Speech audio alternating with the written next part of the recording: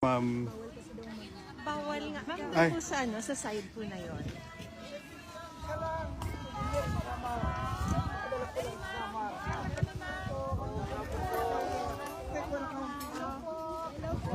Dato ang aking kapatid.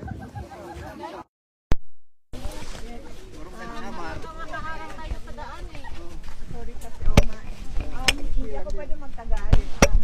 Sabi ko yung nasa loob na bawal po mag-video kasi binibideo niyo po yung media. So, sabi ko sila sa inyo, sa akin, na huwag niyo daw i-video yung kanilang, bawal po yun, sa kanilang protocols na binibideo daw yung kanilang building at yung mga tao na pumapasok at lumalabas doon. At hindi ko po nakausap si Pangulong Duterte ngayong araw na ito. Nandito lang po kami para kunin yung mga gamit na pinapakuha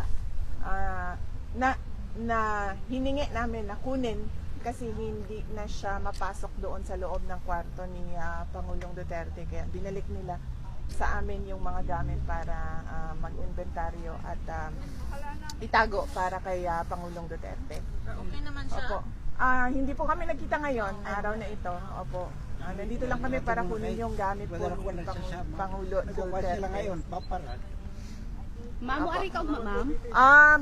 Yes, ma'am. Ay, very good. Hindi ko lang alam kung anong oras yung schedule, pero Kita-kita na tawag ma'am. mag-anhi ko din pero dili lang ko kibalo kung unsang Sa oras. orasa. Depende lang sa Noted, ma'am. Okay, salamat. Thank you. Mga lahat. Sinasabi lang po sa kalas.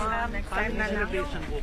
Celebration po tomorrow. Sila po ang nakakaalam ng No update celebration. po, no update. No update po, thank you. Pero bibisitahin niyo po sila.